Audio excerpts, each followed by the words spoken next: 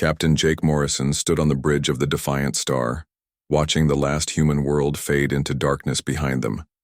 Earth was gone. Mars was gone. Every human colony in known space had been shut down and abandoned. The alien coalition had made their decision final. Humans were no longer welcome in civilized space. 50 years had passed since that dark day when the Galactic Council voted humanity out of existence. The Zeltharian Empire had led the charge, calling humans too violent and unpredictable. The Korthak Federation had agreed, claiming human emotions made them dangerous neighbors. One by one, every major alien species had turned their backs on humanity. Jake remembered the stories his grandfather told him about those final days. How human ships were surrounded and escorted to the edge of known space. How alien forces stripped them of advanced weapons and technology. How they were given basic supplies and told never to return. Most aliens believed humans would simply die out in the cold darkness beyond the galactic rim. They were wrong. The Defiant Star carried 12,000 souls, the last group of humans to leave their former territory. Jake had volunteered to lead this final exodus because someone had to. Someone had to make sure these people found a place to live and grow. Behind them, 3 other colony ships followed in formation, each packed with families who refused to give up hope. Lieutenant Lisa. Carter checked her instruments at the navigation station. She was young but sharp, one of the best pilots Jake had ever worked with. Her fingers moved quickly over the controls as she plotted their course into unexplored space. "Captain, we're approaching the nebula cluster you wanted to investigate," she reported. Jake nodded and moved closer to the main view screen. The cluster ahead of them looked like a wall of purple and blue gas clouds stretching across space. Long-range sensors showed it was massive, possibly containing hundreds of star systems. More importantly, the dense gas would hide them from any alien patrols that might come looking. "Take us in slowly," Jake ordered. "Full sensor sweep, I want to know what we're walking into." The ship moved forward into the swirling colors of the nebula. Jake felt the familiar hum of the engines through the deck plates. This old ship had carried humans across the galaxy for decades before the exile. She was reliable and tough, just like the people she carried. Engineer Rick Thompson called from his station near the back of the bridge. "Captain, the nebula is playing hell with our sensors, but I'm picking up something interesting. There are solid objects in there, big ones." Jake turned to face him. "Asteroids?" "No, sir. These readings look like planets. Lots of them." The bridge fell quiet except for the soft beeping of instruments. Lisa worked her controls, trying to get clearer readings through the interference. After several minutes, she looked up with excitement in her eyes. "Captain, I count at least 40 planetary bodies in this cluster. Some of them are showing atmospheric readings that suggest they might be habitable." Jake felt something he had not experienced in years. Hope. Real hope that maybe, just maybe, they had found what they were looking for. A place where humans could start over and build something new.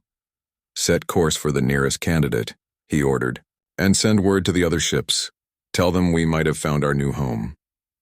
The Defiant Star moved deeper into the nebula, following Lisa's navigation toward a blue-green world that appeared on their screens. As they got closer, the readings became clearer. The planet had oxygen in its atmosphere, water on its surface, and land masses that could support cities and farms. Amy Rodriguez, the chief science officer, studied the data streaming in from their probes. She was quiet for a long time before speaking. "Captain, this world is perfect for human settlement. The gravity is only slightly heavier than Earth standard. The atmosphere is breathable with minor filtering. There are no signs of intelligent life, but plenty of plant and animal species that could provide food." Jake walked to the forward observation window and looked down at the world below them. Green continents were visible through white cloud formations. Blue oceans reflected the light from the system's yellow star. It looked peaceful and welcoming, nothing like the cold reception they had received from their former alien neighbors. "What about the other worlds in this cluster?" he asked. Lisa checked her long-range sensors. "At least 17 others show similar conditions, Captain. This whole region could support millions of humans." Jake made his decision. "Signal the fleet. We're going down to establish our first colony. Tell them to prepare landing parties and survey teams. We have work to do. As the 4 human ships descended toward the surface of their new world, Jake thought about the future. The aliens who had exiled them expected humanity to fade away and die in the darkness. They thought humans were too weak and divided to survive on their own. They had no idea how wrong they were. Jake watched the green landscape grow larger on the view screen as they approached their landing site near a large freshwater lake. The area was surrounded by fertile plains that would be perfect for farming. Hills in the distance showed mineral deposits that could be mined. Everything they needed to build a new civilization was right here waiting for them. The landing was smooth and successful. As the ship's doors opened and the first humans stepped onto the surface of their new world, Jake smiled for the first time in months. The air was clean and fresh, the gravity felt comfortable, the temperature was pleasant and warm. One of the colonists, an older man named Pete Williams, walked up to Jake and shook his hand. "What should we call this place, Captain?" Jake looked around at the beautiful landscape surrounding them. He thought about Earth and all the worlds they had lost. Then he thought about the future and all the possibilities that lay ahead. "New Terra," he said finally. "This is New Terra, the first world of humanity's second chance." Behind him, more colonists were unloading supplies and equipment from the ships. Children ran through the grass, laughing and playing in the sunshine. Adults began marking locations for the first buildings and farms. None of them knew that this moment would be remembered as the beginning of something incredible, something that would eventually shake the entire galaxy and change the balance of power forever. For now, they were just humans trying to build a new home. But they were humans, who had been pushed too far and had nothing left to lose. That made them more dangerous than any alien species could imagine. 20 years had passed since the first humans set foot on New Terra. The small landing site by the freshwater lake had grown into a sprawling city of 500,000 people. Admiral Lisa Carter stood on the observation deck of the Orbital Command Station, looking down at the world that had become humanity's new capital. She was no longer the young pilot who had helped navigate the Defiant Star through the nebula. Years of leadership had made her tough and smart. The colonists had elected her to lead their growing civilization after Jake Morrison retired to focus on exploration missions. Below her, the city of Haven stretched across the plains beside the Great Lake. Manufacturing plants produced goods that rivaled anything the alien civilizations had ever made. Research centers worked day and night to unlock new technologies. Children who had been born on New Terra played in parks and went to schools, never knowing the shame of exile their parents had carried. But Lisa knew the real success was not what could be seen from orbit. The true achievement was hidden across 17 different worlds throughout the nebula cluster. Each planet now supported thriving human communities, connected by a network of ships and communication relays that no alien sensor could detect. Engineer Rick Thompson walked up behind her, carrying a datapad filled with the latest reports. He had aged well over the past 2 decades, though his hair was now more gray than brown. His engineering teams had accomplished things that seemed impossible when they first arrived. "Admiral, the stealth field generators are working perfectly," he said with satisfaction in his voice. "Our ships can move through normal space without being detected by any known alien technology. The Zeltharians could fly right past us and never know we were there." Lisa nodded and took the datapad from him. The numbers were impressive. Human ships now used cloaking systems that bent light and sensor waves around them. They had developed this technology by studying captured alien equipment and improving it far beyond its original design. "What about our new allies?" she asked. Rick smiled. "The Vren Hive ships arrived yesterday. Their queen is very happy with the mining equipment we provided. They've already started expanding the asteroid belt operations in the Kepler system." Lisa remembered when they first met the Vren. The insectoid species had been exiled from Galactic society because other aliens feared their hive mind structure. The Galactic Council claimed they were too alien to understand, too different to trust. It was the same excuse they had used against humans. The Vren had been struggling to survive in dead space when human scouts found them. Lisa had made the decision to offer them alliance and support. The insects were incredible miners and builders, able to work in environments that would kill most other species. And the lumens? Lisa asked. Still working on the communication arrays. Rick replied. Their energy manipulation abilities are amazing. They can boost our quantum signals across the entire galaxy without any delay. The lumens had been another lucky discovery. The energy-based life forms had been dismissed by the Galactic Council as primitive because they did not build cities or use traditional technology. But they could manipulate electromagnetic fields in ways that seemed like magic to other species. When human explorers found them drifting between stars, the lumens were grateful for recognition and respect. They joined the growing alliance eagerly, sharing their unique abilities in exchange for protection and friendship. Dr. Amy Rodriguez entered the observation deck, carrying her own set of reports. She had become the chief scientist for all human settlements, coordinating research across multiple worlds. Her teams had made breakthroughs that put human technology years ahead of anything the aliens possessed. Admiral, I have good news, she said. The quantum communication network is fully operational. We can now coordinate activities across all 17 worlds instantly, with perfect security. Lisa felt proud of what they had built together. The aliens who exiled humanity had expected them to fragment and die out in isolation. Instead, humans had created the most advanced communication system in the galaxy. Every human settlement could talk to every other settlement in real time, sharing information and resources efficiently. What about the other projects? Lisa asked. Amy consulted her notes. The gravity manipulation experiments are showing promise. We should have working artificial gravity systems within 5 years. The faster-than-light research is progressing slower, but we're making steady progress. And the biotechnology division has some interesting developments. She handed Lisa a small device that looked like a simple medical scanner. This can temporarily alter human DNA to change our appearance and biology. Field tests show it works, for up to 6 months before needing renewal. Lisa examined the device carefully. This could be useful for intelligence gathering. That's exactly what we were thinking, Amy said. Volunteers could infiltrate alien societies and gather information about their capabilities and intentions. Rick looked concerned. Is it safe? Completely reversible, Amy assured him. The genetic changes are temporary and controlled. We've tested it extensively on volunteer subjects with no negative effects. Lisa made a decision. Start training a team of volunteers. We need to know what's happening in galactic society. The aliens might be planning something, or they might have forgotten about us entirely. Either way, we need intelligence. As they talked, a new ship appeared on the edge of the sensor grid. It was not human in design, but the identification codes marked it as friendly. Lisa watched as the vessel approached New Terra under escort from 2 human patrol ships. That's the Keth delegation, Rick said, another species that got kicked out of the Galactic Council for being too independent.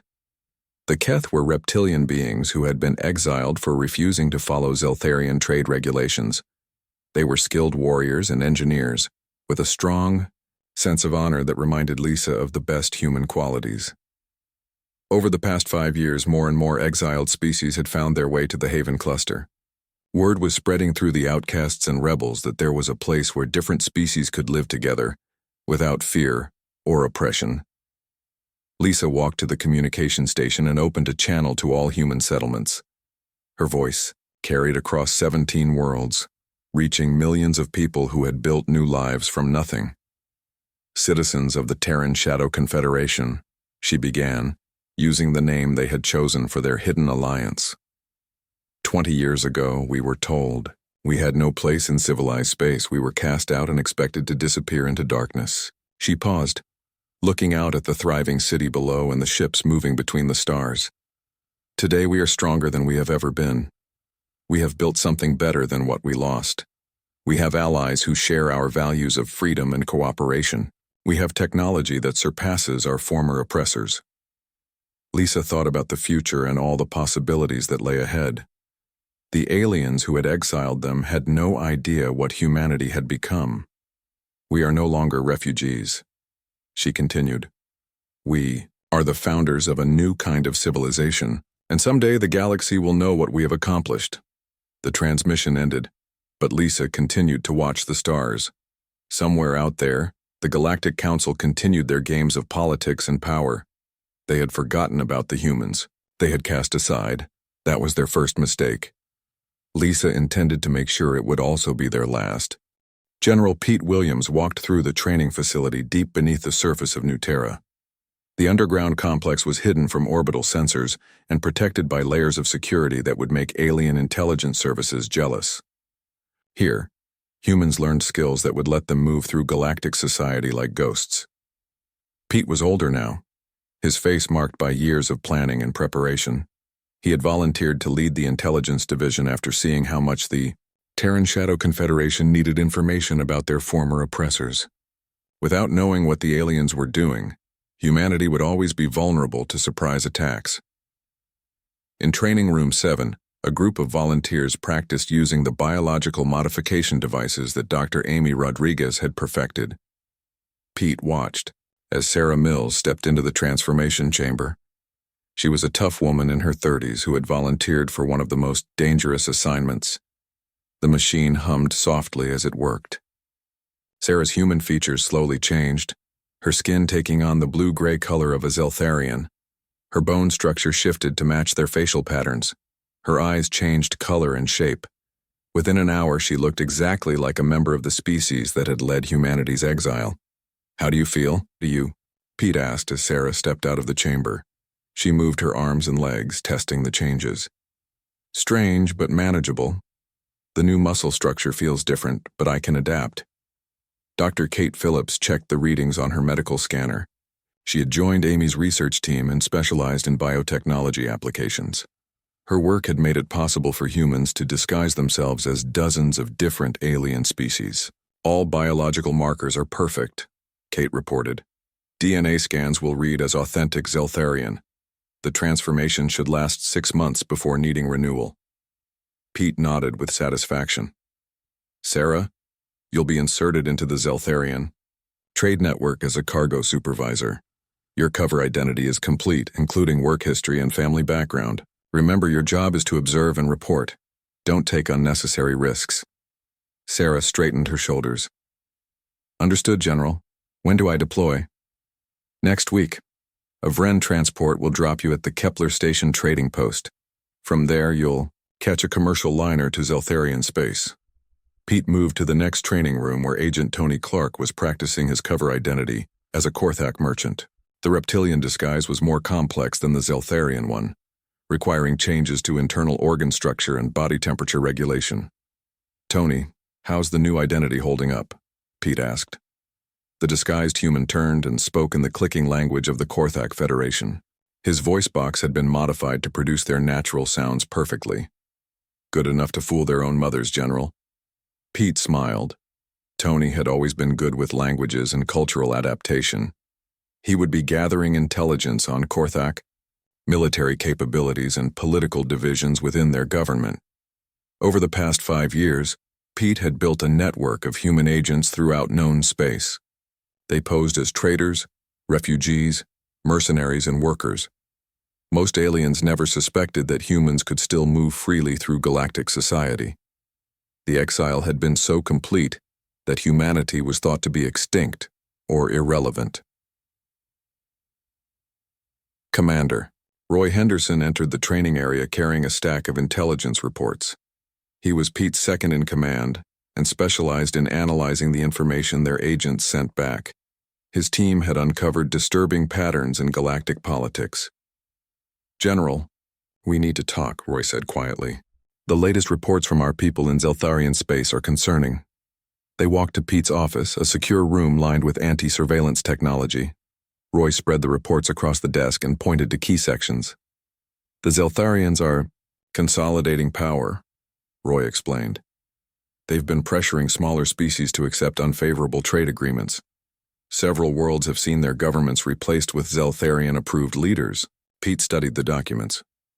Agent reports from 15 different systems all told the same story. The Zeltharian Empire was expanding its control through economic pressure and political manipulation. "What about military buildup?" Pete asked. Significant, Roy replied. They're commissioning new warship classes and expanding their fleet bases. Intelligence suggests they're preparing for major operations within the next 5 years. Pete felt a cold weight in his stomach. Are they planning to finish what they started with humanity? It's possible. Our agents report increased discussion about cleaning up loose ends and final solutions to persistent problems in high-level Zeltharian meetings. Pete walked to the wall display that showed a map of known space. Red markers indicated Zeltharian military positions. Blue markers showed human agent locations. The network had grown impressive, with operatives in over 200 systems. What about our other allies? He asked. Are the Vren and Lumen safe? Roy checked another report. The Zeltharians don't know about our alliance yet, but they're starting to ask questions about increased activity in dead space regions.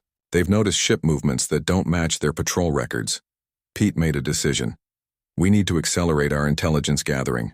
I want agents in every major Zeltharian facility within 6 months. Military bases, research stations, government centers, everything.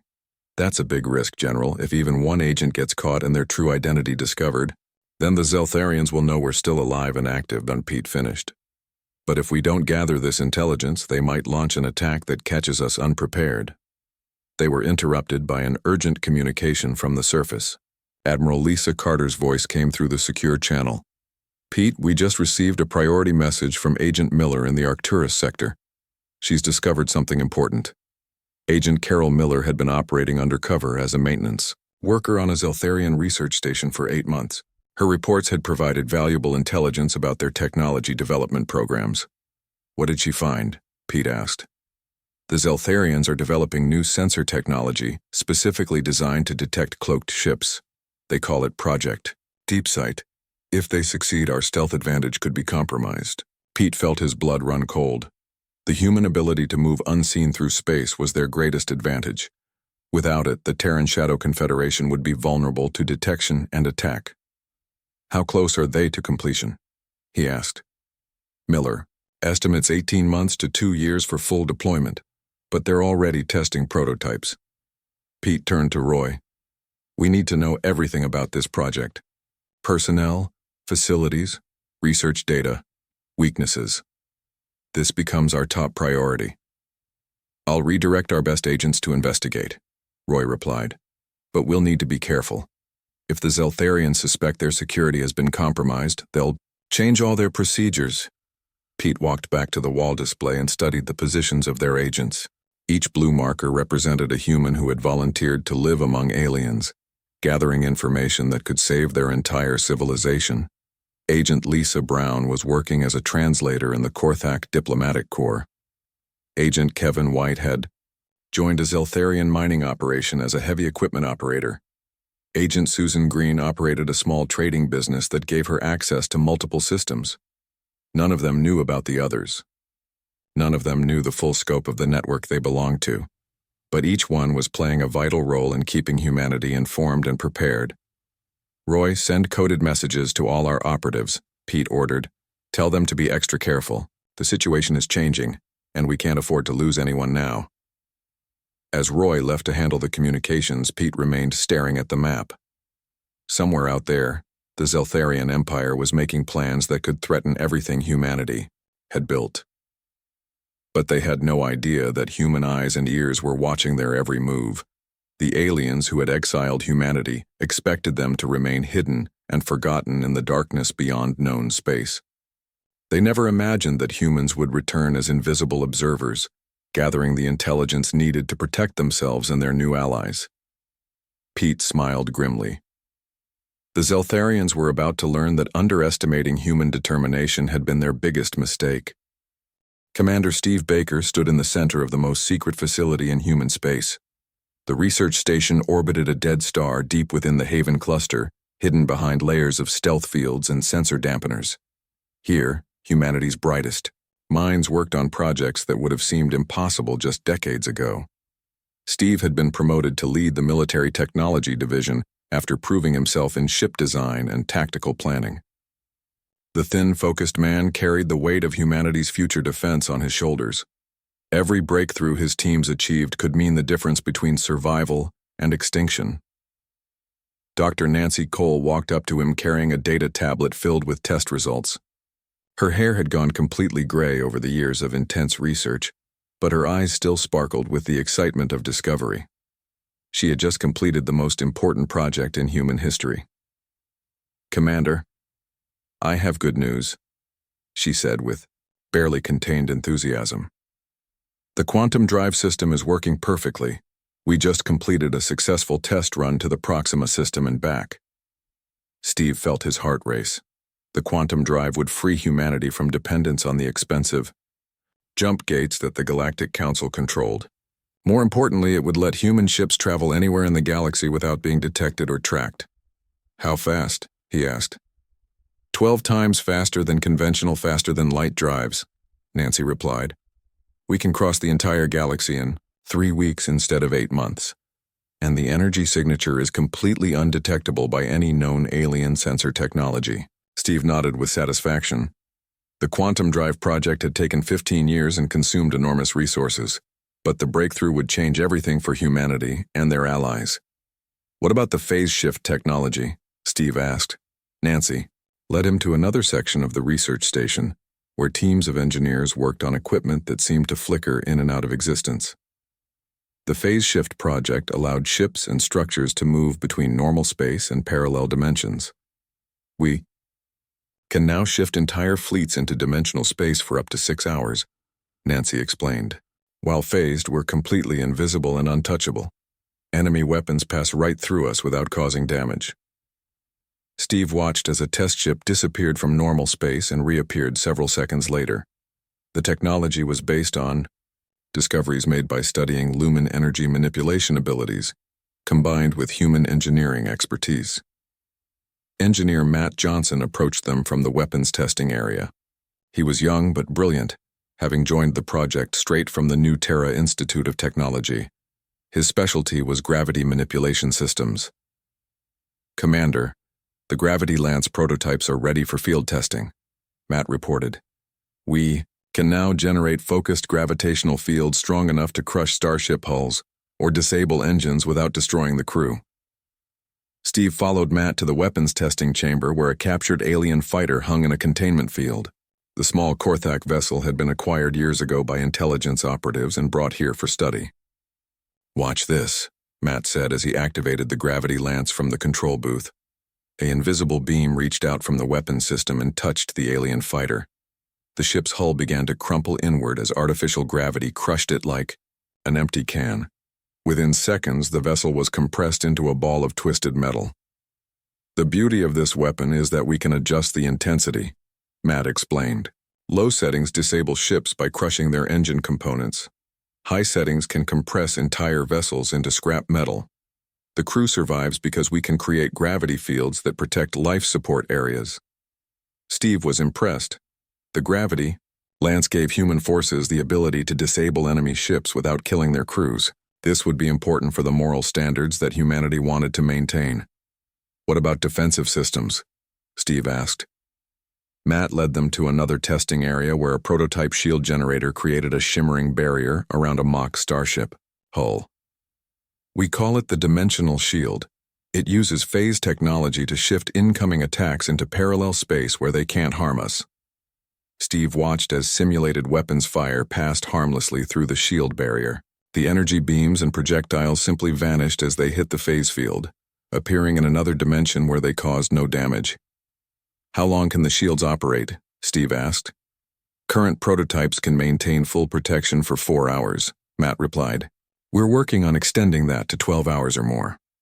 Dr. Nancy Cole consulted her tablet and showed Steve the latest production numbers. "Commander, we now have over 3,000 ships equipped with the new technologies. The fleet is growing by 200 vessels per month across all our shipyards." Steve studied the numbers with satisfaction. When humanity first arrived in the Haven cluster, they had brought only 4 colony ships. Now they commanded a fleet that could challenge any military force in the galaxy. "What about our allies?" Steve asked. "The Vren have adapted the gravity manipulation technology for their mining operations," Nancy replied. "They can now extract resources from asteroid belts 10 times faster than before.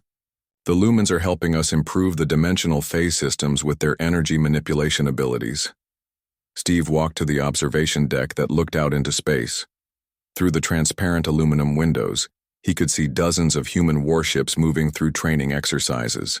The vessels were sleek and deadly, incorporating technologies that surpassed anything the alien civilizations possessed. Captain Dan Wright approached from the Tactical Planning Center. He was one of Steve's most trusted officers, responsible for developing strategies that would use their new technological advantages effectively. "Commander, we've completed the analysis of Zeltharian military capabilities," Dan reported. "Based on intelligence from our agents, their most advanced ships are at least 20 years behind our current technology level." Steve felt a grim satisfaction. The aliens who had exiled humanity expected them to remain technologically stagnant or regress without access to galactic research networks. Instead, humans had leaped far ahead of their former oppressors. "What about their numbers?" Steve asked. "The Zeltharian Empire has approximately 15,000 warships of various classes," Dan replied. "The Korthak Federation adds another 8,000. Combined with their smaller allies, they could field about 30,000 combat vessels." Steve considered the numbers. Humanity had fewer ships, but their technological superiority was overwhelming. A single human vessel could probably defeat 10 alien ships without sustaining damage. "Have we tested the new technologies in actual combat?" Steve asked. Dan nodded. "Last month, a Zeltharian patrol tried to investigate some unusual sensor readings near the edge of our territory. Captain Linda Adams took the stealth cruiser Shadow Strike to intercept them." Steve had heard rumors about the encounter but wanted official details. "What happened?" "Adams used the phase shift technology to approach undetected," Dan explained. "She disabled their engines with gravity lance hits, then used the dimensional shields to protect her ship while she retreated. The Zeltharians never knew what hit them. Their damage reports probably blamed equipment failures." Steve smiled. The encounter proved that human technology worked perfectly in real combat situations. More importantly, it showed that they could engage alien forces without revealing their true capabilities. Dr. Nancy Cole interrupted their conversation with an urgent message. "Commander, we're receiving a priority transmission from Admiral Carter. She wants to speak with you immediately." Steve walked to the communications center and activated the quantum entanglement link that connected all human facilities instantly. Admiral Lisa Carter's image appeared on the screen, her expression serious. "Steve, our intelligence network has discovered that the Zeltharians are planning a major military operation," she said without preamble. "They intend to launch raids into the Outer Rim territories, searching for any surviving human settlements." Steve felt his stomach tighten. "When?" "Within 6 months. They're mobilizing their largest fleet in decades. General Williams estimates they'll commit over 5,000 warships to the operation." Steve looked around at his research teams and the prototype weapons surrounding them. Humanity had built incredible defensive capabilities, but they had hoped for more time to prepare. "Admiral, our new technologies are ready for deployment," he reported.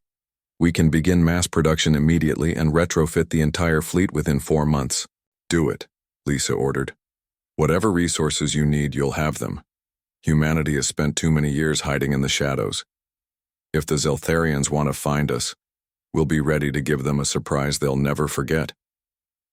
As the transmission ended, Steve turned to address his teams. The time for secret research and careful testing was ending. Soon, the galaxy would learn what humanity had accomplished in their years of exile. President Alex Turner sat in his office on New Terra, studying reports from across the galaxy. The elected leader of the Terran Shadow Confederation had just made one of the most important decisions in human history. After decades of hiding and watching, it was time for humanity to start shaping galactic events from the shadows. Alex was a careful man who thought through every decision. His gray hair and lined face showed the weight of responsibility he carried. The other leaders of the Confederation trusted him to guide humanity through the dangerous times ahead. Agent Coordinator Maria Santos entered the office carrying encrypted data files from their operatives throughout known space. She was the best intelligence officer humanity had ever produced, capable of managing hundreds of secret operations without losing track of a single detail. Mr. President, Operation Catalyst is ready to begin, she reported. Our agents are in position across 12 different systems. We can start the independence movements whenever you give the order. Alex reviewed the files Maria handed him. Each one detailed a world or species that suffered under Zeltharian oppression. The alien empire had grown stronger by forcing smaller civilizations into unfair trade agreements and installing puppet governments. What about the Rigel system? Alex asked. Agent Johnson has been working as a communications technician for 6 months, Maria replied. The local population is angry about new mining quotas that will strip their world bare. They just need weapons and coordination to start a rebellion. Alex nodded. The Rigel system produced rare metals that the Zeltharian Empire needed for their military expansion. If that supply was disrupted, it would slow down their ship construction program significantly. And the Vega colonies?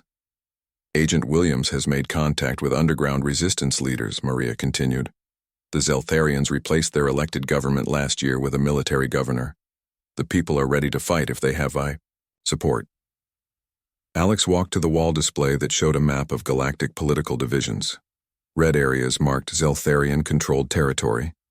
Yellow areas showed their client states and allies. Blue areas represented independent worlds that might be turned against the Empire. Maria, I want you to coordinate simultaneous uprisings in 6 systems, Alex ordered. Make it look like spontaneous rebellions, not organized resistance. The Zeltharians must not suspect outside involvement. Maria made notes on her datapad. What kind of support should our agents provide? Advanced weapons that can't be traced back to human technology. Communication equipment to help resistance groups coordinate. Intelligence about Zeltharian military movements and weak points. Alex had spent months planning this strategy. The Zeltharian Empire was strong, but it was also overextended. They controlled too many worlds with too few ships and soldiers. Well-coordinated rebellions could force them to spread their forces thin. General Pete Williams arrived for the scheduled briefing about intelligence operations.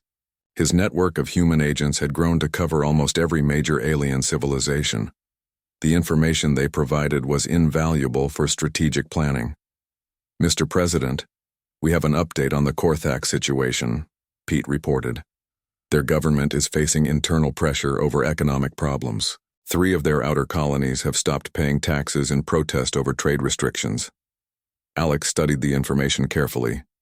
The Korthak Federation was the Zeltharian Empire's strongest ally.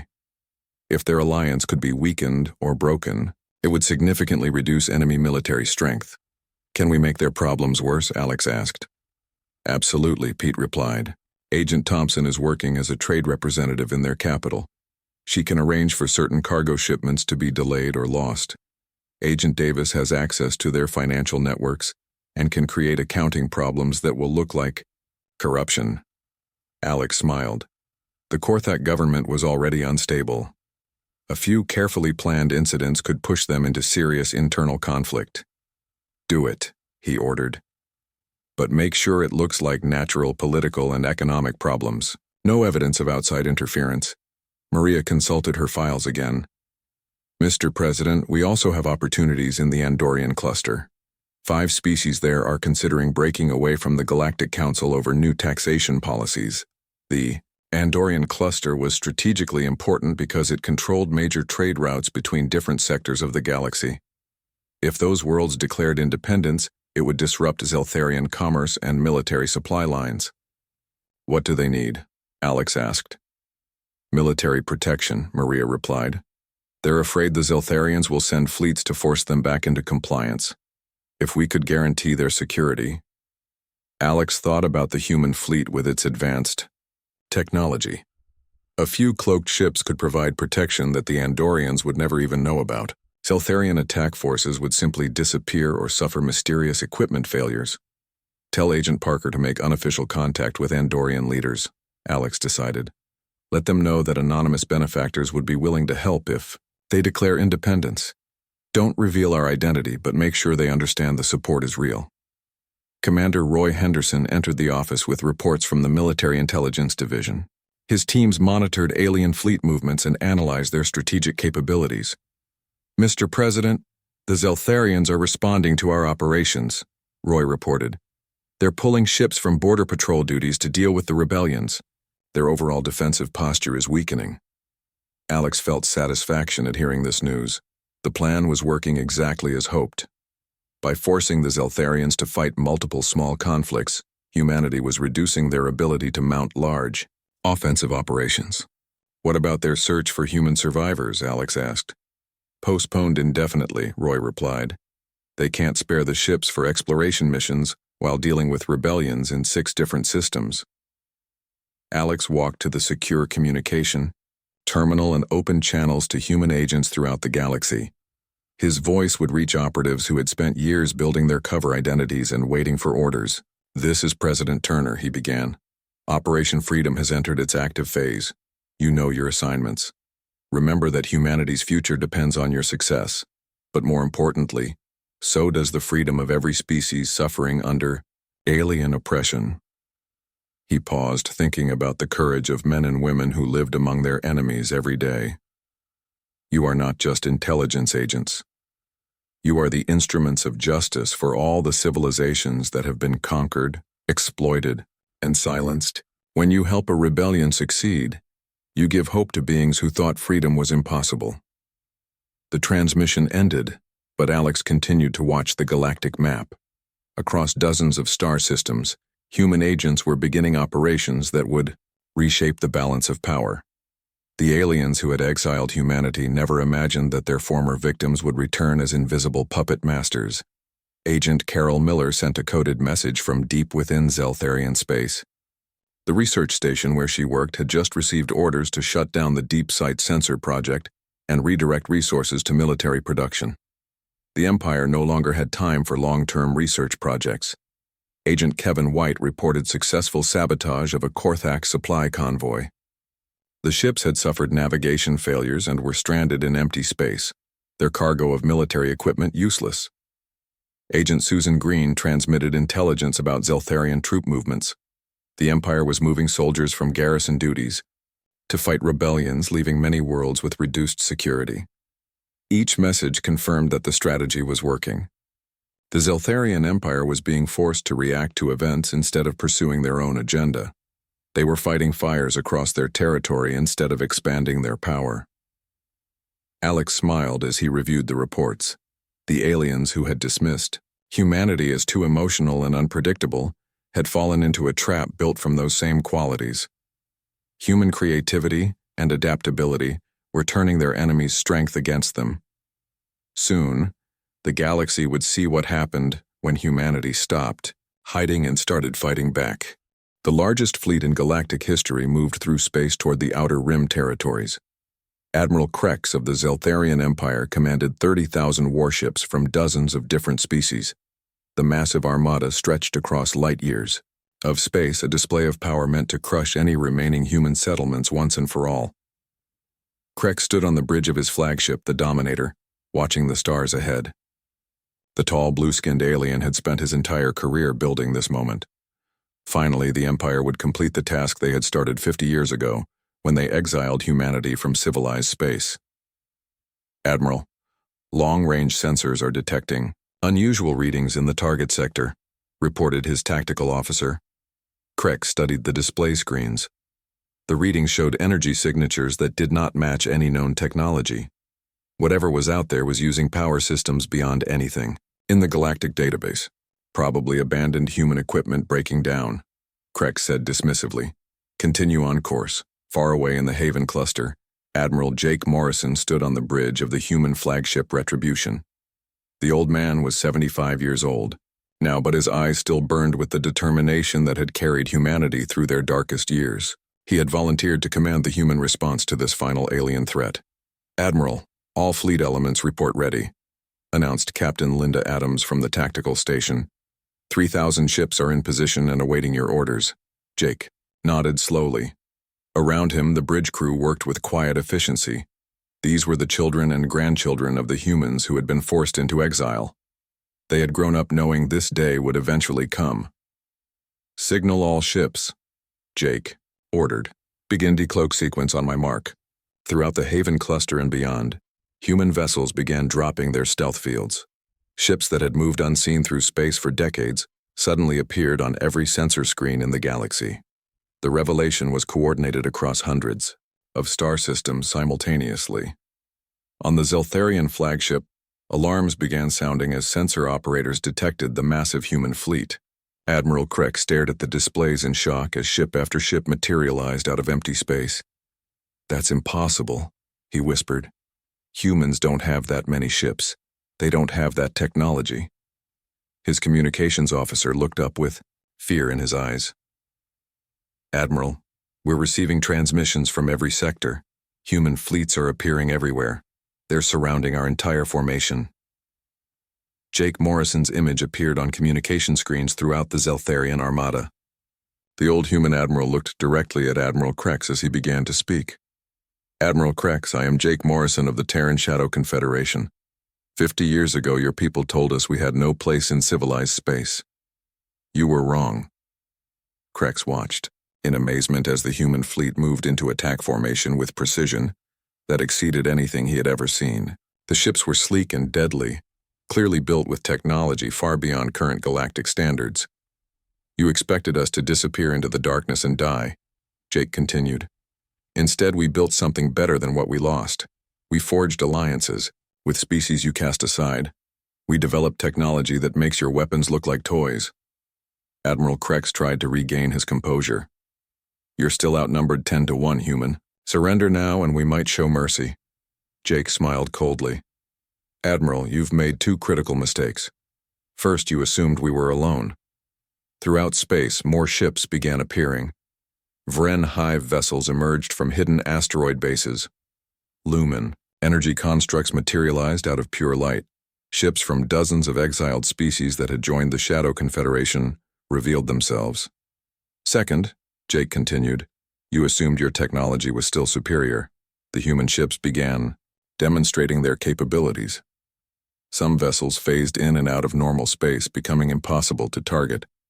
Others generated gravity fields that crushed incoming missiles before they could detonate. Defensive shields bent energy weapons around them harmlessly. Captain Roy Henderson commanded the cruiser Vengeance as it approached a formation of Korthak destroyers. His ship simply flew through their weapons fire without taking damage, the dimensional shields rendering enemy attacks useless. "This is Captain Henderson to Korthak vessels," he transmitted. "Power down your weapons and prepare to be boarded. Resist and we will disable your ships," the Korthak commander responded with defiance. "We will never surrender to extinct humans." Roy activated the gravity lance weapons. Invisible beams reached out and crushed the engine sections of 3 Korthak ships simultaneously. The vessels were left drifting helplessly, their crews unharmed but their ships completely disabled. Throughout the battle zone, similar scenes played out as human technology proved overwhelmingly superior. Zeltharian ships found their weapons ineffective against dimensional shields. Their engines were crushed by gravity manipulation. Their communications were jammed by quantum interference fields. Admiral Krex watched his mighty fleet being systematically dismantled without the humans destroying a single enemy vessel. It was a demonstration of power and mercy that sent a clear message about humanity's intentions.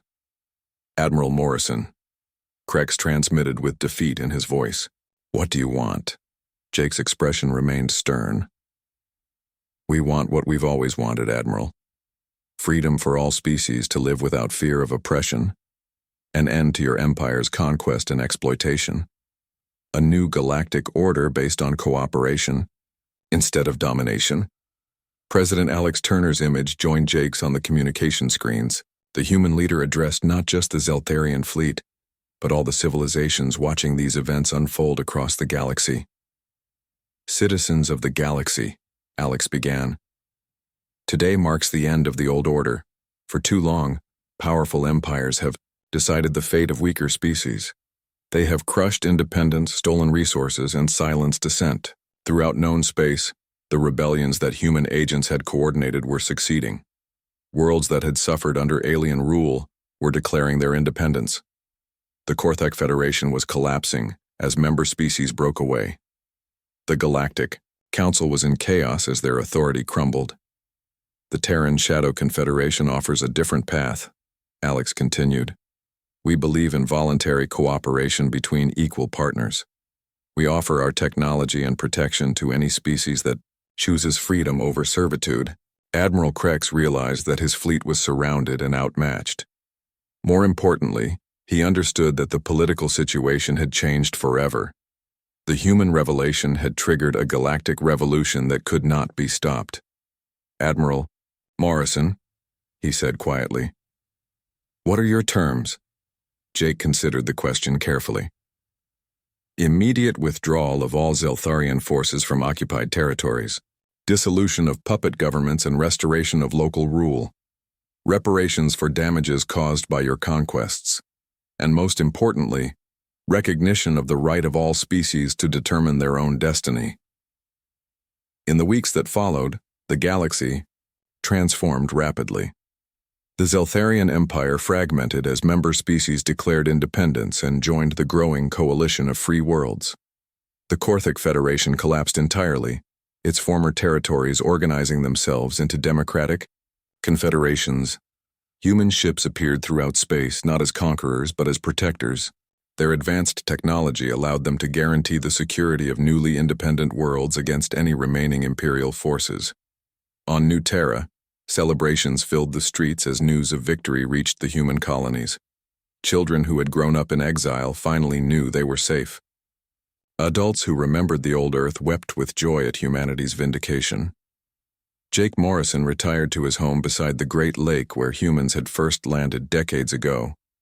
He spent his final years watching new cities rise and new generations of free beings work together to build something better than what had come before. The galaxy had learned that exiling humanity was the greatest mistake in galactic history. By trying to eliminate them, the alien empires had created their own downfall. Humanity had returned not as conquerors seeking revenge, but as liberators offering hope. The age of galactic empires was over. The age of the Terran Shadow Confederation had begun.